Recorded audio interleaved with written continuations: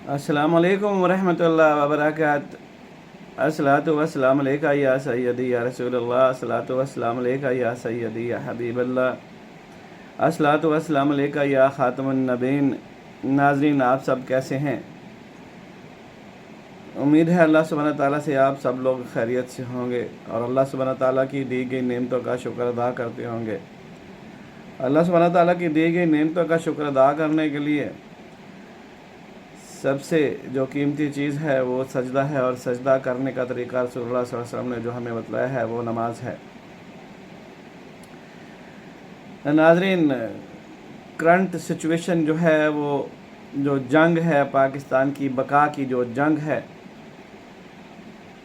वो पाकिस्तान के महफ़्ज़ों, असली महफ़्ज़ों और फरारी जजों के दरमियान सुप्रीम कोर्ट और हाई कोर्ट में लड़ी जा रही है। ये आइनी जंग है और इसी में पाकिस्तान की बका भी है। लेकिन अल्लाह सुब्हानहू तआला का शुक्र है कि इस वक्त जनरल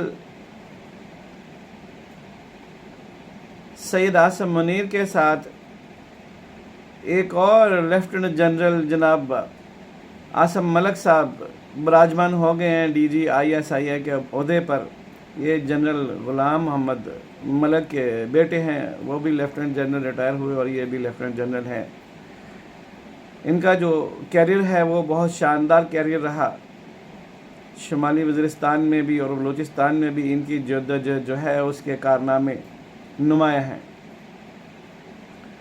और इनके बारे में ये भी कहा गया कि इनके जो ज़िम्मे एक वो ऐसी ज़िम्मेदारियां थी कि जो रिटायर्ड लोगों के मामला देखने होते, तो रिटायर होने के बाद जनरल फैज़ हमीद को यही समझाने के लिए गए थे कि आप बेजा मुदाखलत मत करें सियासत में और मुल्क के ख़िलाफ़ साजिशों में हिस्सा लेना बंद करें। तो इसी से आप हिसाब लगा लें कि इनके कंधों पर कितनी बड़ी ज़िम्मेदारी है। एक और जमा एक दो होते हैं, लेकिन दानश्वर लोग कहते हैं कि एक और एक जमा हो जाए तो 11 भी हो जाते हैं। और इंशाअल्लाह ताला पाक फ़ौज इस वक्त अपने तई मुकम्मल इत्तेहाद और इत्तफाक की अलामत बन चुके हैं।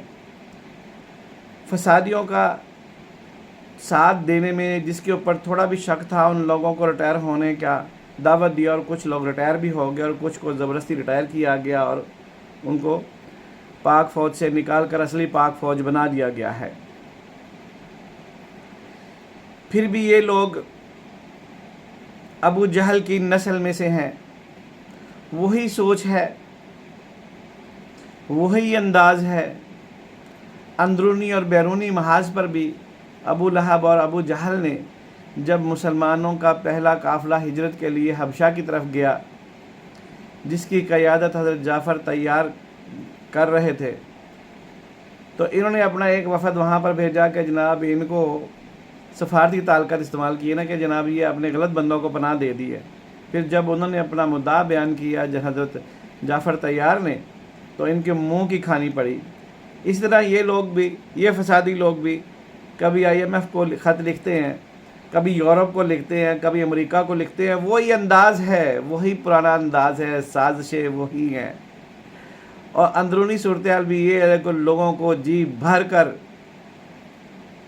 जहल बनाया गया, अपना गर्विदा बनाया गया और लोगों को जानबूझकर लोगों को इमोशनल ब्लैकमेल किया गया और अपने ग्रोह में शामिल किया गया।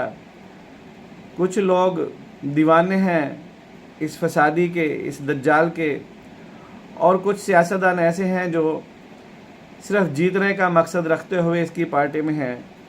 और इंशाअल्लाह ताला जैसे लाहौर में इनका जलसा हुआ, इस तरह के एक दो जलसे हो गए तो बहुत जल्द पार्टी के बहुत सारे लीडर इनको छोड़कर चले जाएंगे।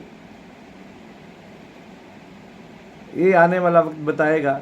जैसे काफ लीग किरची किरची हो गई थी, इस तरह इंशाअल्लाह इस फसादी टोले का भी यही हाल होगा, ज़रूर होगा।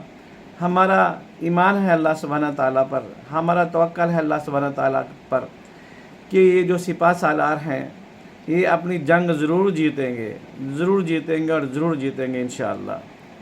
तो बात चल रही थी जजों के बारे में, तो जस्टिस मंसूर अली शाह खुल कर इस्टेब्लिशमेंट के सामने आ गए हैं, کھول کر عمران خان کی حمایت میں آ گئے ہیں، کھول کر قاضی فائز عیسیٰ کے خلاف آ گئے ہیں. اور یہ جج کا رویہ نہیں ہے. میری ایوان نے اقتدار میں رہنے والوں سے گزارش ہے کہ آپ پارلیمنٹ میں فوری طور پر اس ٹولے کے خلاف، ان کی برطرفی کے خلاف ایک موومنٹ لائیں، ان کو برطرف کریں، ان کو اریسٹ کریں. جو قانون کو ری رائٹ کر رہے ہیں، قانون کو اپنے ہاتھوں میں لے رہے ہیں اور سازشی ٹولے کا حصہ بن رہے ہیں، ان کو گرفتاری کرنے میں قانون کی کوئی ممانعت نہیں ہے. کسی بھی ملک کا جو مستقبل ہے وہ اس کی اسمبلی ہوتی ہے، اور جمہوریت کا مطلب ہوتا ہے democracy, by the people, to the people, for the people. تو ان کا جو نمائندہ ہے وہ قومی اسمبلی ہے. تو آپ وہاں پر ایک قرارداد پاس کریں ان ججوں کے خلاف. یہ جو بندروں کی طرح اچھل کود کر رہے ہیں اور آگ لگانے کی کوشش کر رہے ہیں، گو کہ ان کی کوششیں انشاءاللہ کامیاب نہیں ہونے والی، لیکن اپنے تئیں وہ لوگوں کو گمراہ تو کر رہے ہیں نا. تو ان پر آرٹیکل 6 لگائیں، آرٹیکل 5 لگائیں، جو بھی آرٹیکل لگتا ہے لگائیں. ان کو ذرا گرفتار کریں تاکہ آئندہ آنے والی نسلوں میں ایسے غدار جج نہ پیدا ہوں جو ملک سے بڑھ کر اور قانون سے بڑھ کر کسی کو چاہیں، اور ایسے درندے کو چاہیں جو ملک اور قوم کی پیٹھ میں چھرے گھونپتا ہے، جو قوم کی بچیوں کو بے راہ روی پر لگاتا ہے، جس نے قوم کے بچوں کو نشے پر لگا دیا، جس نے قوم کے بچوں اور بچیوں کو ڈانس پر لگا دیا. یہ بچے اور بچیاں ابھی سمجھنے والے نہیں ہیں، لیکن جب تک اس گینگ کا خاتمہ نہیں ہوتا بچوں نے مڑ کر نہیں دیکھنا. میری بات یاد رکھیں.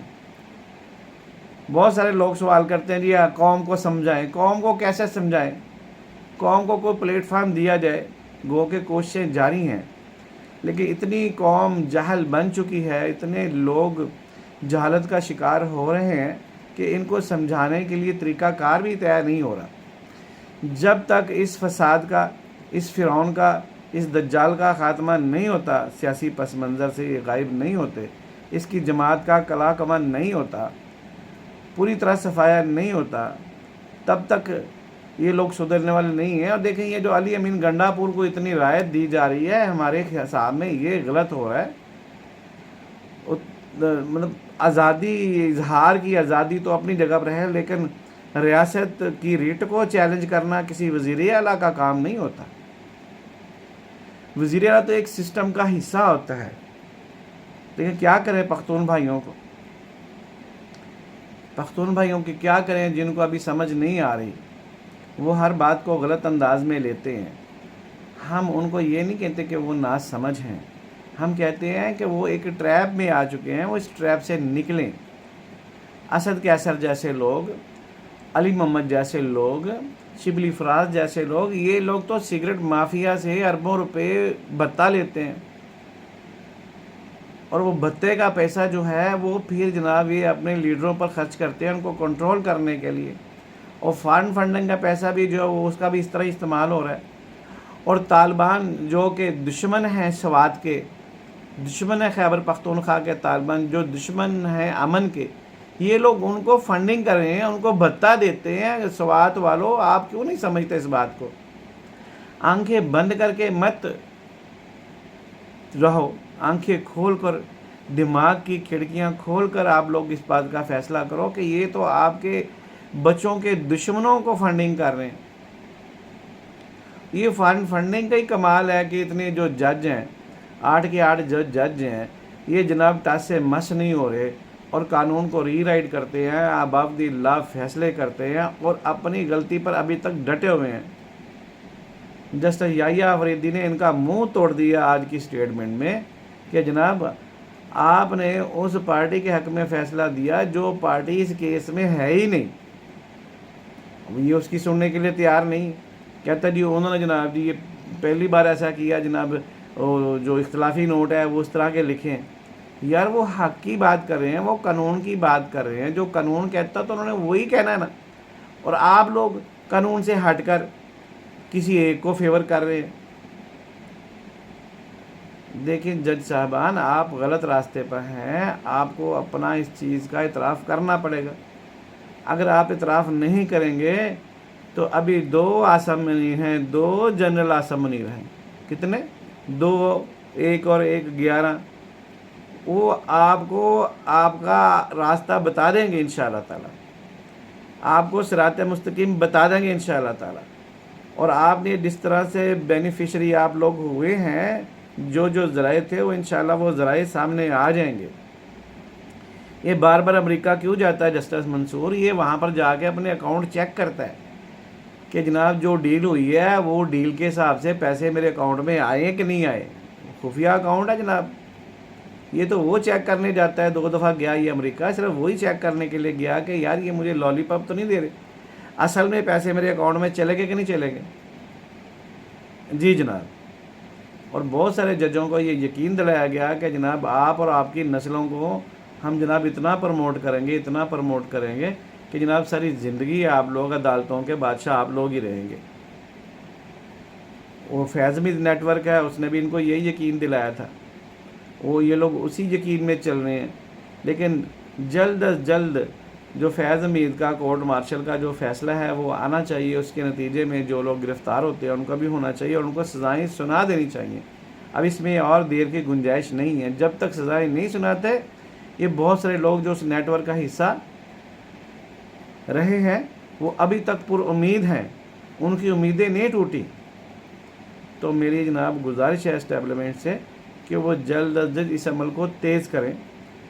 ابھی جنرل عاصم ملک آ گئے ہیں، میری ان سے گزارش ہے کہ جناب جی ذرا پھٹے چوک دیو، بہت ان کو ٹائم ملا، بہت ابھی ان لوگوں کے لیے ٹائم بہت دے دیا، لیکن ابھی ہمارے پاس ٹائم نہیں ہے۔ جسٹس قاضی فائزی صاحب کو کیسے ایڈجسٹ کرنا ہے، ایسے شاندار ہیرے کو ہم نے کہیں کھو نہ دیں ہم، جیسے جسٹس شوکت صدیقی کو ہم نے کھو دیا، جیسے قاضی فائزی صاحب کو ہم نہ کھو دیں۔ جلد از جلد آئینی عدالت کا جو قیام ہے وہ امن کے لیے بہت ضروری ہے اور ملک کے لیے بہت ضروری ہے، ملک کے اقتصاد کے لیے بہت ضروری ہے اور ملک میں جنگ جیتنے کے لیے بہت ضروری ہے۔ اس میں دیر نہ کریں۔